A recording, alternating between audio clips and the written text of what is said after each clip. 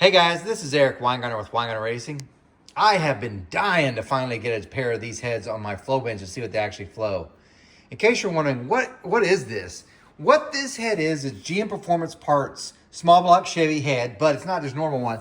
These are the ones that they put on the ZZ430 engine. And you can tell it even says GMPP up there. Awesome.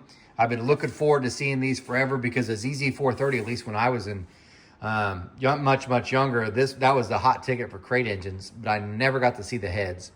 And now that I have them, I'm very disappointed. So let me go ahead and tell you about some of the features of them, and I'll show you the flow numbers. So here's what they look like. Now they look a lot like, at least the chamber-wise, of the old L98 heads with a small chamber because they're 58cc chamber. The intake run, there's 210 cc's, which is fairly large. Not huge by any stretch of imagination, but bigger than you would think because remember, these went on a 350. The intake valve is a 2-inch valve and the exhaust valve is a 1.550. Now here's what I need to point out. Get my camera to focus. Look at the valve job. That's the valve job. There's barely any undercut behind it. Very little top cut. And if you notice, they have this cutout around the throat area. The throat actually, this is an interesting thing.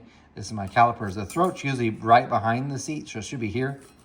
It's down where that is. This is where the throat actually is, way deep in the port. Different altogether. The exhaust side's not much better if you notice. You've got your 45 and then it dumps. There's no radius. To me, it's a horrible looking design. Horrible. And it kind of shows up on the flow numbers. Now, I'll go ahead and show you. They do have a D-port exhaust, which is pretty common. And of course, I'm laying this down gently, hopefully. Screw-in studs, and then it's got the powdered metal guides. And this one particular one, by the way, if you look at the tall ports, they're supposed to be raised up, I think like, they said 30,000, at least what I was Googling. But they've got both patterns for the intake manifolds. So for instance, this one's your old style, small block Chevy ones, and then you've got the Vortec pattern too that you can run. And in all fairness, this is about the height of a Vortec, just it's raised off the floor a little bit. Not much, but a little bit. Now let me crush your feelings with how much they actually flow. So again, this is how it's set up to flow on the flow bench. It's a 430 bore because the 350 from the factory is 4-inch and the closest bore size I have is 430. All right. Intake, I only went to 700, no sense in that. Peak's 246, which really is not that bad. It's actually really good when I think about it. For a 210cc head, it's not great, but it's better than what I would have thought looking at that valve job area. 220 at 4. If you port a set of double humps, say 292s, they'll go about 212, 218 at 4. That's what these do, and I thought for sure this should have been better. Yeah, the exhaust side's the shocking one because these ports are pretty good sized. That valve job kills it. Peak flow is 176. Now this is without an exhaust pipe. 400, 143. That's actually what like an 882 exhaust port flows. It's really bad, and that's all due to the valve job. Lucky for me, this particular customer that dropped these off, to redo the valve job, blend it all in, and then I'll get another flow sheet for it, and maybe you can watch that on a later video. But I thought I'd show you these, so in case you happen to come across the head, this particular head, and even says Zeus, by the way, it must be a place where the foundry was.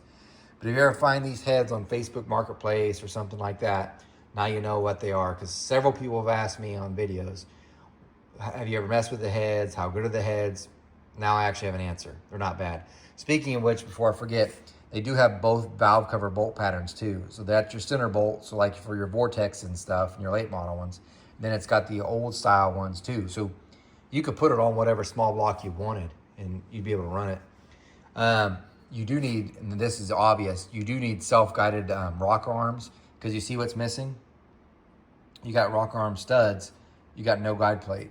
So just like as they are right here, you have to use a self-guided rocker arm, which has two little spots that sit down over the tip of the valve, and that's how it's centered to keep it from moving. By the way, these are the valves that come in it. This is the exhaust one.